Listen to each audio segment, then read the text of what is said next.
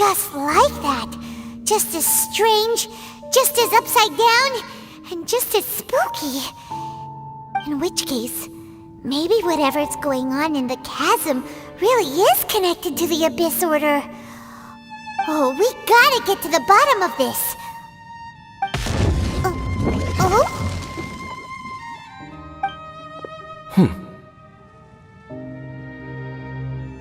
The feeling is mutual. I certainly hadn't expected to meet you here either. Long time no see, Dane.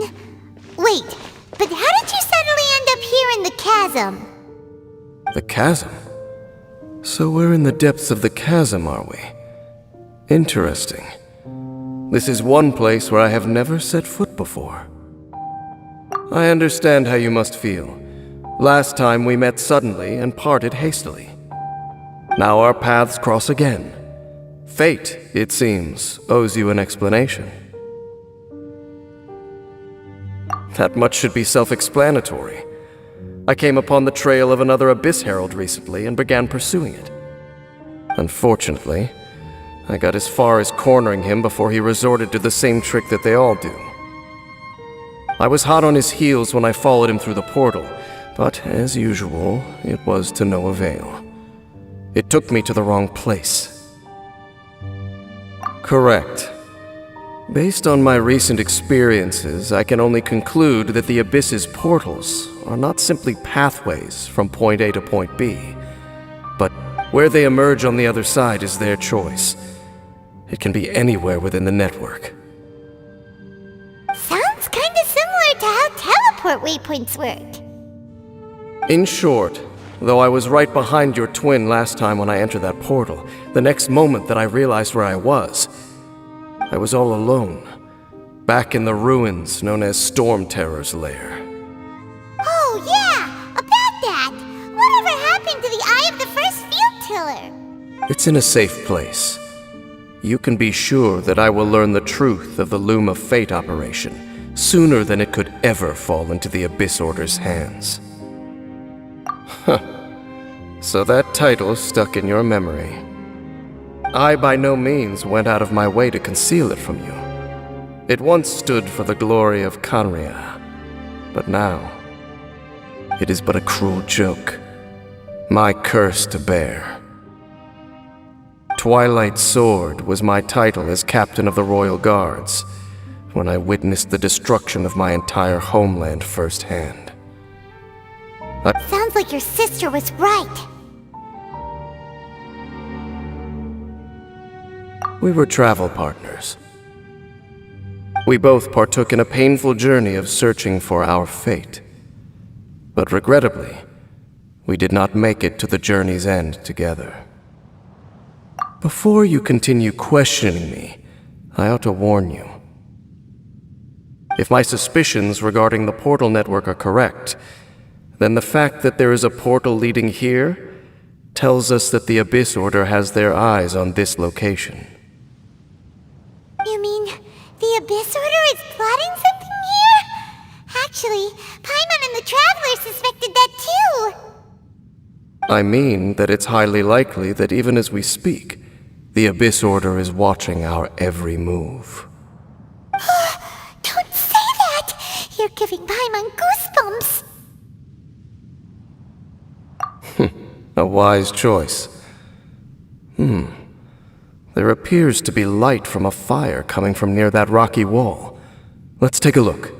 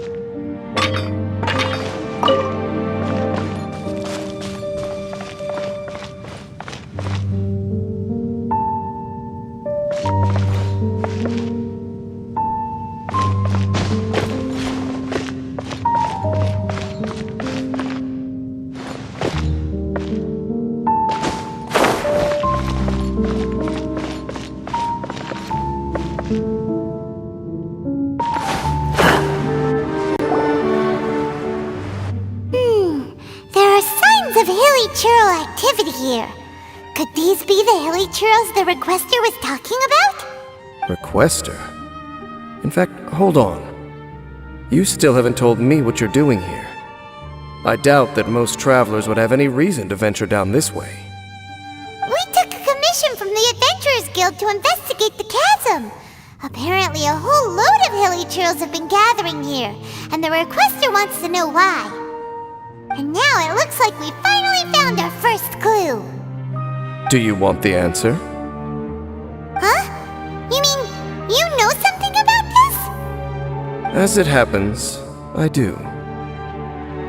It's understandable that you did not perceive anything unusual.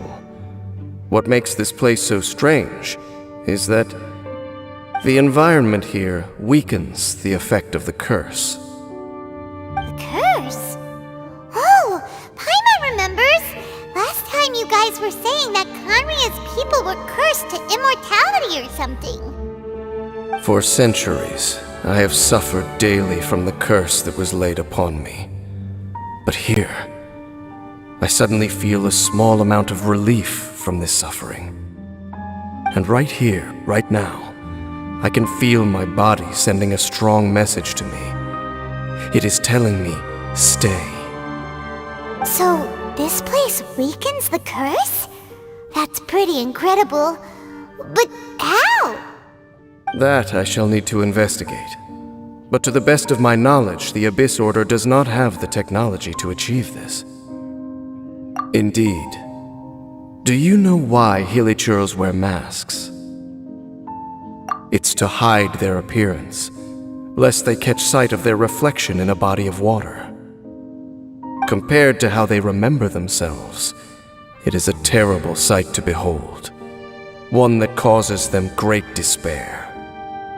The curse of immortality denies death to those afflicted with it, and yet, it does not truly mean that they will never die. So, you mean there's a way to undo it? No. I mean that the body and soul will continue to be eroded until they are virtually non-existent, even if death is not the form that this erosion takes. When the Hilichurls realize that the end is nigh for them, it seems their instinct is to seek out a calm and dark corner of the world in which to finally say goodbye to the centuries of suffering they have endured. And of all the places they could lay down to rest, one that can ease the effects of their curse would surely be their first choice. Wow. That's so... Conversation's over. Brace yourselves. What is it? We're under attack.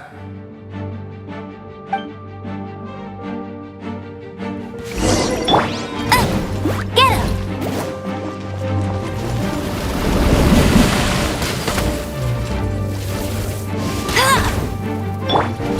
Freeze!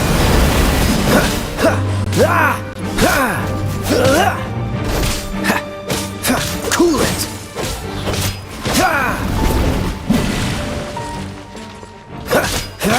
Freeze!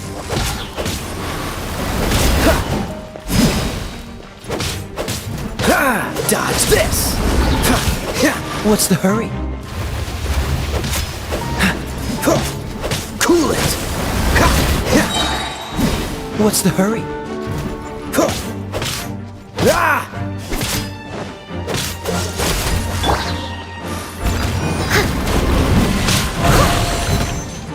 As a good night should.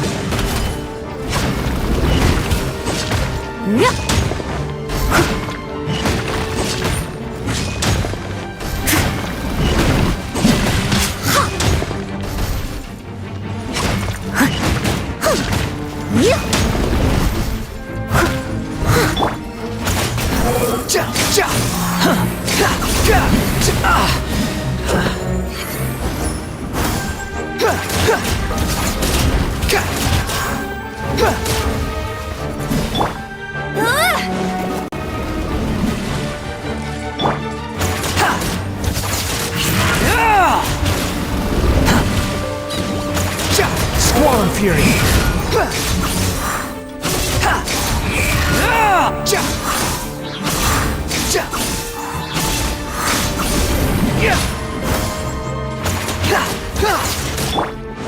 Go, go, Baron Bunny!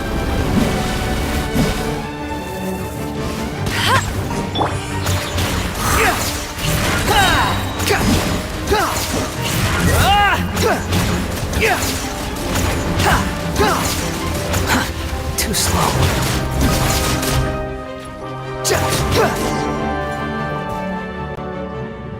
What were those? And why did they attack us all of a sudden? Black Serpent Knights. They once belonged to the Royal Guard of Canria.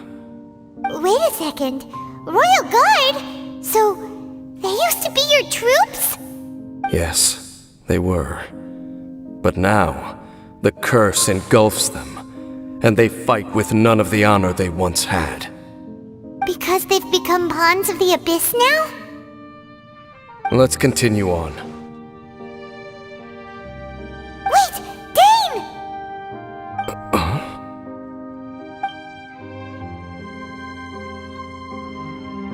Seems we missed one. Wait, stand down. There's something different about this one. It's disappeared. What the heck? What was going on with that one? Was it trying to say something? How is this possible? How could he have retained self-awareness for 500 years without it? But more importantly, why did he seem so familiar? That would be a miraculous outcome indeed for a cataclysm that brought total doom and destruction. Or perhaps it was just a coincidence. We should press onward to the city.